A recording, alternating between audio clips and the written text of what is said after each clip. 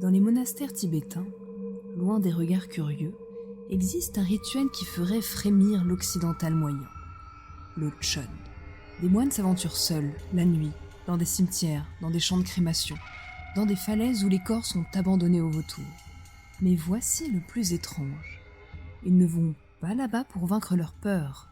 Ils y vont pour les inviter, pour les nourrir. Dans l'obscurité glaciale, ces moines visualisent leur propre corps démembré, offert au festin aux démons de leurs esprits, leur chair dévorée, leurs os broyés, leur existence littéralement consommée par ce qu'ils craignent le plus.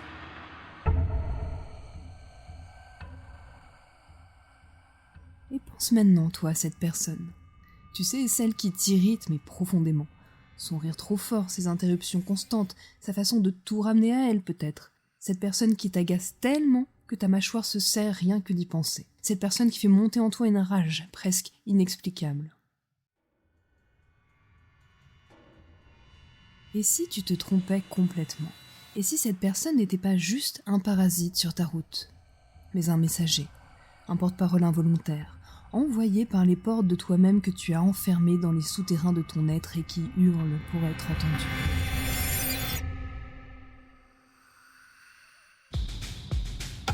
Bienvenue dans Hypnose et Hérésie, une anatomie de l'invisible. Je suis Maëva, hypnothérapeute et préparatrice mentale. Ici, on explore ce que l'on préfère taire, les croyances limitantes, le stress, les peurs et les illusions du développement personnel. Bienvenue à toi dans cet espace où la complexité humaine n'est pas aplatie mais célébrée, où les contradictions sont explorées plutôt qu'effacées.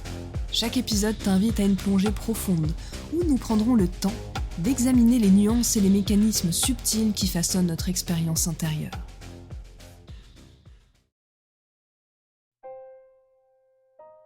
Aujourd'hui, nous plongeons dans les abysses de ce que Carl Gustav Jung appelait l'ombre, cette dimension de notre psyché où résident les aspects rejetés de notre personnalité, un territoire à la fois dangereux et précieux, terrifiant et libérateur. Et je tiens à le préciser d'emblée, ce voyage n'est pas anodin. Alors si certains outils que je partage peuvent t'aider à amorcer une réflexion personnelle, tant mieux.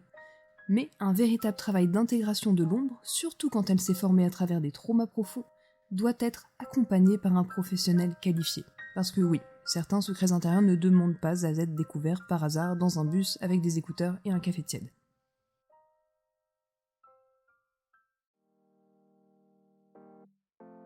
Je vais te révéler un secret que l'industrie du développement personnel enterre sous des promesses chatoyantes. Tes plus grandes irritations sont tes plus grands trésors.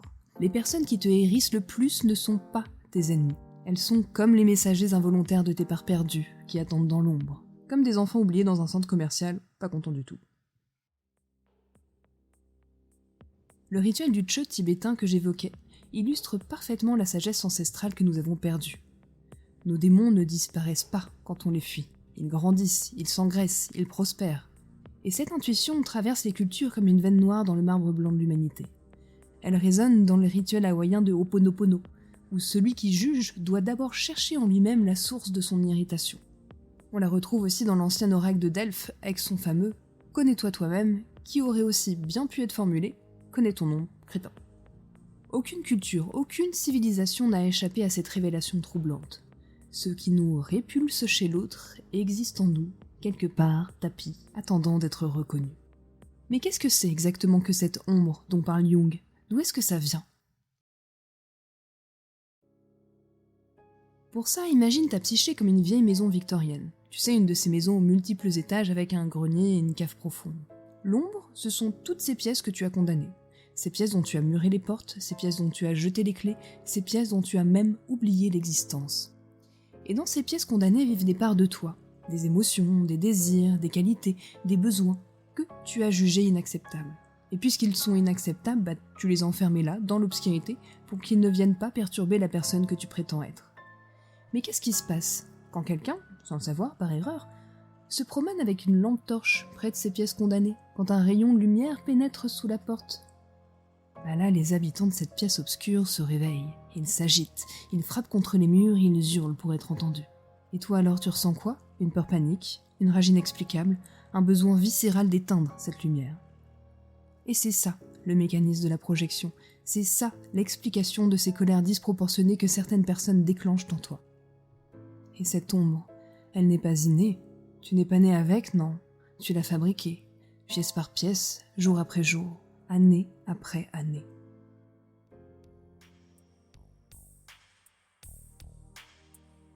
Imagine un enfant de 3 ans, cette petite créature naturellement complète, joyeuse, triste, courageuse, effrayée, aimante, colérique, bref. Un petit être qui exprime spontanément toute la gamme de ses émotions humaines, un peu comme une petite discothèque existentielle. Et puis vient le monde, les parents, l'école, la société, et tous ces systèmes qui, pour fonctionner, doivent formater l'individu comme on formate un disque dur. Alors oui, certains comportements sont valorisés, encouragés et applaudis. C'est bravo si tu es sage, oh, mais qu'est-ce qu'il est brillant, quelle intelligence, ou oh, comme tu es fort. Tandis que d'autres seront ignorés, découragés et punis, comme les ne pleure pas pour si peu, contrôle-toi, arrête d'attirer l'attention. Et c'est là que commence le grand refoulement, le grand enfermement. Pour être aimé, besoin vital non négociable, l'enfant apprend à supprimer des parties entières de lui-même, à les enfermer au grenier ou à les condamner à la cave de sa maison intérieure. Freud appelait ça le refoulement. Ce mécanisme par lequel nous repoussons hors de notre conscience les pensées, émotions et désirs inacceptables. Un peu comme un videur de boîte de nuit psychique qui décide qui peut entrer dans l'espace conscient et qui doit rester dehors dans le froid de l'inconscient, quoi. Et ces aspects refoulés ne disparaissent pas. Ils continuent forcément d'exister, mais hors de notre vue, et surtout, hors de notre contrôle conscient. Il peut arriver aussi que ce processus soit violemment accéléré par le trauma, par un événement ou une série d'événements tellement insupportables que la psyché doit se fragmenter pour survivre, comme un navire qui doit larguer sa cargaison en pleine tempête. Et ces fragments, ces émotions, souvenirs, aspects entiers de la personnalité, ils vont alors se retrouver exilés dans l'ombre. Non pas parce que tu l'as choisi, mais par nécessité de survie.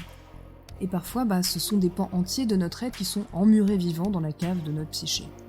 Oui, ça fait peur. Donc l'enfant sensible à qui l'on répète « les garçons ça ne pleure pas » va enterrer sa vulnérabilité au plus profond de la cave. Cette petite fille naturellement affirmée qu'on qualifie constamment de trop intense, elle va enfouir sa puissance dans une malle poussiéreuse du grenier. Cet adolescent créatif élevé dans une famille qui ne valorise que la réussite académique, il verrouillera son expression artistique dans un placard condamné du 2e étage. Et résultat, une belle collection d'identités partielles, de beaux êtres fragmentés. Alors oui, des adultes qui fonctionnent, mais à quel prix ?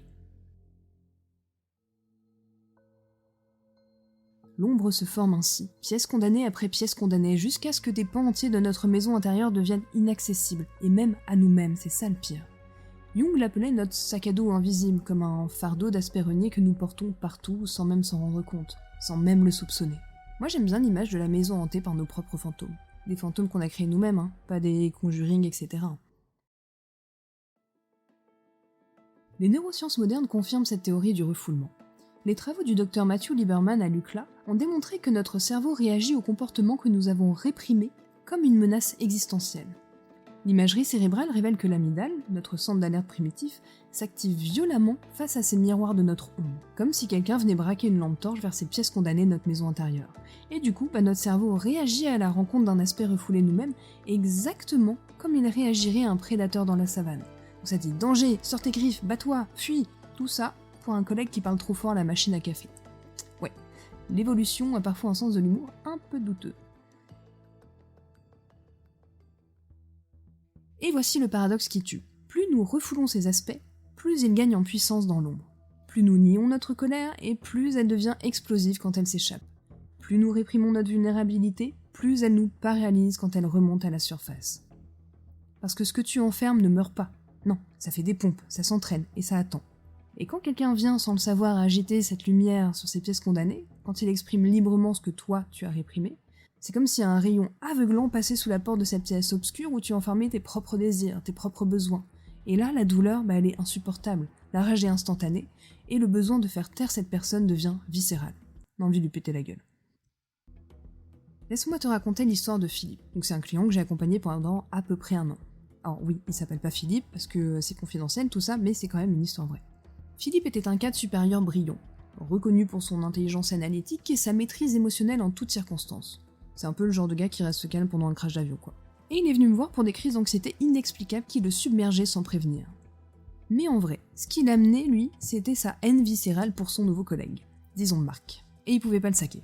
Vraiment, il disait je le supporte pas, avec ses débordements émotionnels permanents, ses enthousiasmes excessifs, ses coups de gueule, il est instable, comment est-ce qu'il peut être professionnel celui-là? Bref, pas content. En séance d'hypnose, Philippe a progressivement accédé à un souvenir enfoui. À 10 ans, il avait fondu en larmes devant son père après une déception. Son père, militaire de carrière, l'avait fixé longuement avant de lui dire « Si tu veux survivre dans ce monde, tu dois enterrer cette sensibilité. Les hommes qui montrent leurs émotions finissent d'écraser. » Et ce moment, il avait été si déterminant que Philippe avait littéralement scindé sa personnalité en deux.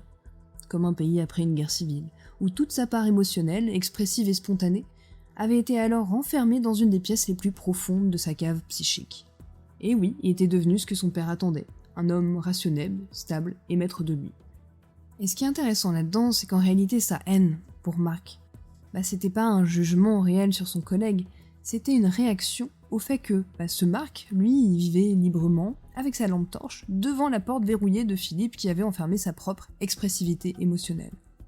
Donc chaque manifestation de sentiment de Marc était comme ce rayon de lumière qui passe sous la porte, réveillant les parts de Philippe qui hurlaient pour être libérés. En soi, Marc, il faisait rien de mal, il était juste libre. Et la liberté des autres est parfois notre plus grand tourment. Je tiens quand même à préciser quelque chose, c'est que ce travail avec Philippe, il a été progressif, prudent et structuré. Ce qui veut dire parfois que si gros trauma il y a, ces traumas façonnent notre ombre et créent des systèmes de défense qui sont très complexes, et ils ne doivent vraiment pas être démantelés de manière brutale. Pas plus qu'on démolirait un mur porteur sans comprendre l'architecture du bâtiment. Donc ce travail d'intégration là dont je parle, il peut nécessiter parfois un accompagnement vraiment professionnel, particulièrement quand l'ombre s'est formée à travers des expériences traumatiques sévères. Voilà, je le pose ici, l'autodidacte enthousiaste, il laissera des plumes, et parfois plus que des plumes, donc attention à vous. Revenons à ce mécanisme fondamental qu'est la projection. Jung la définissait comme un processus inconscient par lequel nous attribuons aux autres des qualités que nous refusons de reconnaître en nous-mêmes. Et ce qui rend ce mécanisme si insidieux, c'est notre conviction absolue. Parce que quand nous sommes irrités, on est sûr et certain que notre irritation est causée par le comportement de l'autre. On ne pense pas que c'est nous le problème. Et en un sens, c'est pas faux bien sûr. La personne bruyante parle effectivement fort. Le collègue vantard se met bien évidemment en avant. Mais la question, c'est pourquoi ce comportement précis déclenche si intensément une fureur en toi alors qu'il laisse d'autres personnes complètement indifférentes. Pourquoi toi, spécifiquement, ça te rend dingue? Pourquoi pas ton voisin? Pourquoi pas ta collègue? Et toi, qu'est-ce que ça dit de toi? Une étude fascinante publiée dans le Journal of Personality and Social Psychology a exploré cette question. Les chercheurs ont découvert que les traits que nous jugeons le plus sévèrement sont précisément ceux que nous craignons de posséder nous-mêmes, mais que notre conscience bien sûr refuse d'admettre. Plus révélateur encore, les participants qui parvenaient à reconnaître ces traits en eux-mêmes, dans un cadre sécurisant, développaient alors une tolérance significativement plus forte envers les autres. En résumé, faire la paix avec nos démons intérieurs nous permet naturellement d'accepter les démons des autres. Alors comment savoir si tu projettes ton ombre? Ce serait quoi les symptômes? Voici 3 signaux d'alarme qui ne trompent jamais. Premièrement, ça va être l'intensité disproportionnée de ta réaction. Si tu ressens une rage bouillonnante face à un comportement relativement banal, là, clairement, c'est ta projection qui parle. Ou alors que t'es crevé, fatigué, ou au bout du burn-out, bref. Par exemple, le voisin qui éternue, ce n'est pas une menace existentielle. Deuxièmement, le jugement instantané. Quand tu catégorises quelqu'un après 2 minutes d'interaction, quand tu dis par exemple « Ah, cette personne, c'est typiquement le genre de personne qui ferait ça », là c'est ton jugement interne, c'est ton ombre qui est en train de pointer du doigt quelque chose. Comme un enfant à la maternelle qui montre du doigt et qui dit « Ah, c'est lui qui a commencé ». Troisièmement, l'obsession persistante. Si tu rumines encore l'interaction, plusieurs heures, plusieurs jours plus tard, et si tu rejoues encore ce scénario mental de « Mais qu'est-ce que j'aurais dû dire ?», là aussi tu as probablement rencontré ton ombre. Et elle t'a laissé son numéro, un message vocal 17 minutes. Et il faut aussi préciser que tout jugement n'est pas nécessairement une projection de l'ombre. Ce n'est pas parce qu'on en parle là maintenant qu'il y a des ombres partout. Certaines réactions peuvent être légitimement liées à des valeurs profondes, à l'intuition d'un danger réel, ou à des incompatibilités authentiques. Mais la nuance est quand même essentielle, parce que ce n'est pas parce que quelqu'un te dérange qu'il représente forcément une part refoulée de toi-même. Parfois, une personne toxique est juste, toxique. Alors l'exploration de l'ombre, c'est plutôt à voir comme une invitation à la curiosité, pas du tout comme un dogme qui invaliderait ton discernement. Et quand je travaille sur cette question en hypnose avec mes clients, il y a quelque chose de fascinant qui se produit. Dans cet état, à la lisière de la conscience, c'est comme si les défenses de l'ego s'assouplissaient, et que l'ombre pouvait enfin parler. C'est comme si les portes déverrouillées de ces pièces condamnées s'entr'ouvraient légèrement, comme si nous pouvions enfin jeter un œil à l'intérieur, voir ce qui s'y cache, et peut-être même entamer une conversation avec ces parts exilées de nous-mêmes. Milton Erickson, le papa de l'hypnose ericksonienne, parlait de réassociation des complexités intérieures. Bon, ce qui veut dire, plus simplement, réunir la famille dysfonctionnelle qui habite à l'intérieur de toi. Je t'invite maintenant à une pratique d'auto-observation. C'est simple, mais c'est puissant. Je précise, encore une fois, qu'elle est appropriée pour des jugements quotidiens relativement légers, pas pour des traumas intenses qui nécessitent un accompagnement. Donc ne va pas déballer tes traumas d'enfance seul dans ton salon un dimanche soir, c'est pas ça le but. Si tu veux jouer le jeu, la prochaine fois que tu sentiras cette irritation qui monte face à un comportement de quelqu'un, fais pouce, arrête-toi, et localise cette sensation dans ton corps. Est-ce que tu ressens une tension dans la mâchoire ? Est-ce que tu ressens une oppression dans la poitrine ? Un nœud dans le ventre ? Observe. Et puis, pose-toi cette question essentielle. Quelle part de moi est-ce que je refuse de voir ou d'accepter là maintenant ? Quelle pièce condamnée de ma maison intérieure est en train d'être éclairée par cette personne ? Et ne force pas la réponse, elle viendra ou pas. Et c'est ok aussi. Parfois la réponse jaillit immédiatement. D'autres fois, elle mettra des jours à émerger et puis parfois, elle viendra pas du tout. L'important c'est juste d'ouvrir en fait cet espace d'exploration sans jugement. Et aussi sans te juger de juger bien sûr. Le psychologue Pierre David a développé un concept fascinant qu'il appelle la dépolarisation. Il s'agit de sortir de notre vision binaire, bon ou mauvais, pour voir comment chaque trait existe sur un continuum et peut être une force ou une faiblesse selon le contexte. Par exemple, si tu as une aversion et que tu juges les personnes autoritaires, on pourrait explorer alors avec nuance. Le pôle problématique des autoritaires.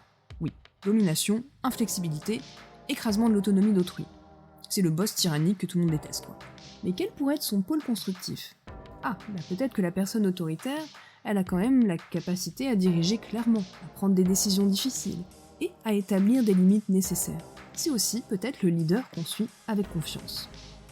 Alors la question devient, quels aspects de cette autorité, de cette personne autoritaire, pourrais-tu intégrer, toi, sainement dans ta vie ? Comment honorer ce besoin de direction sans tomber dans les excès que tu critiques chez les autres ? Et je reviens encore avec mes mises en garde, parce que un tien vaut mieux que deux tu l'auras, bref. Je tiens à souligner encore que cette exploration de l'ombre nécessite bienveillance et surtout prudence. Notre ombre s'est formée comme mécanisme de protection, et souvent pour de très très bonnes raisons. Ces aspects ont été refoulés car ils étaient peut-être trop douloureux ou dangereux à vivre dans le contexte d'origine. Alors je rappelle que cette intégration n'est pas un processus brutal de dévoilement, mais plutôt une réconciliation progressive, respectueuse des défenses qui se sont construites pour nous protéger. Imagine, c'est un peu plus comme si on apprivoisait un animal sauvage. On n'est pas en train de désamorcer une bombe. Donc si toi tu ressens que certains aspects de ton ombre sont liés à des expériences traumatiques profondes, va plutôt chercher un accompagnement professionnel adapté. Ne joue pas au spéléologue amateur dans les grottes de ton inconscient, parce qu'en plus, les secours n'y arrivent pas facilement. Je referme la parenthèse. Et maintenant, parlons de ce qui me révolte profondément, encore comme d'habitude, cette industrie du développement personnel et sa façon de banaliser et commercialiser un travail sacré. Donc cette grosse machine à plusieurs milliards d'euros, elle prospère sur la fragmentation intérieure. Parce que oui, elle a tout intérêt à te maintenir en guerre contre toi-même. Parce que si t'es en guerre, du coup elle peut te vendre des solutions certes superficielles à des problèmes profonds, mais des solutions et des sous. Une analyse du marché du développement personnel a révélé quelque chose de stupéfiant. Les clients qui résolvent véritablement leurs conflits intérieurs consomment significativement moins de produits de développement perso par la suite. C'est pour ça qu'on n'en parle pas trop de cette question de réintégration de l'ombre dans cette industrie.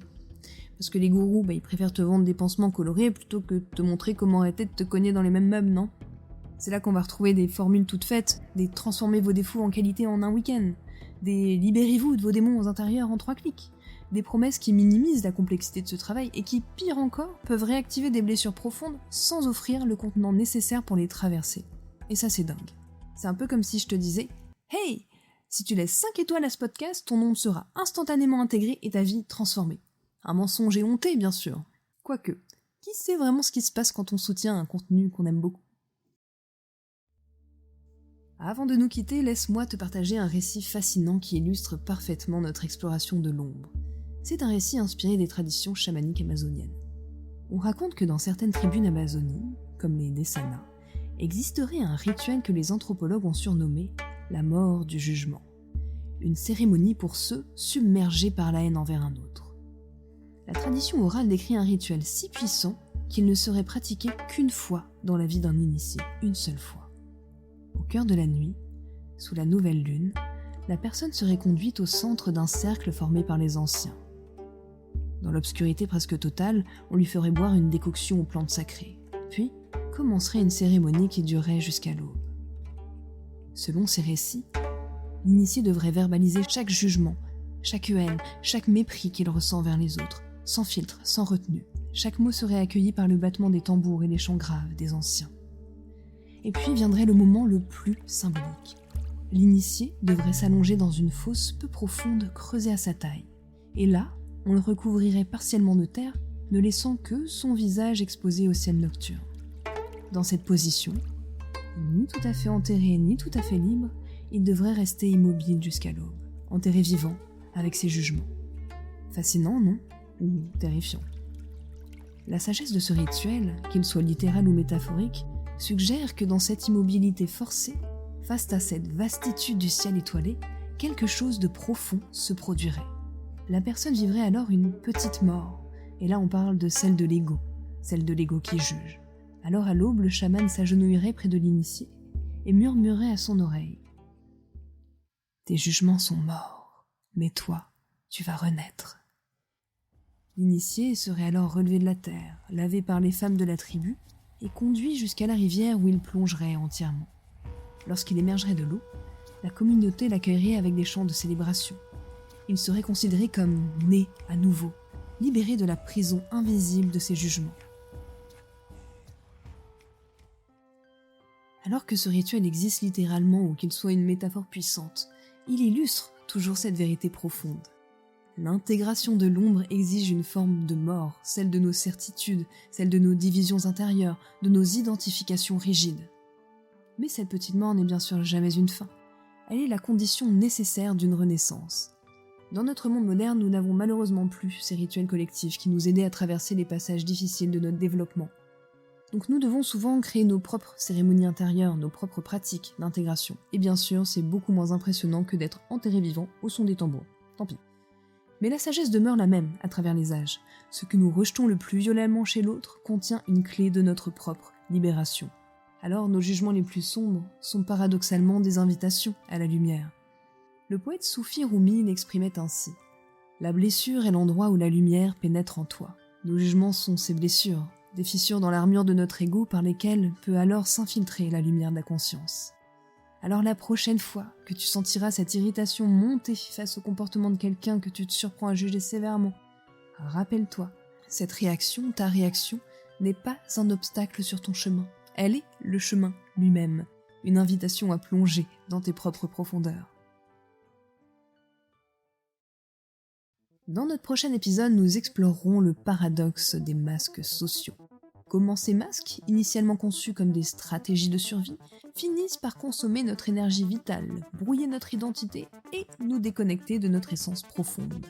De la neurobiologie de l'authenticité aux mécanismes sociologiques qui nous poussent à la performance perpétuelle, nous ferons une dissection sans complaisance de ce phénomène aussi universel que méconnu.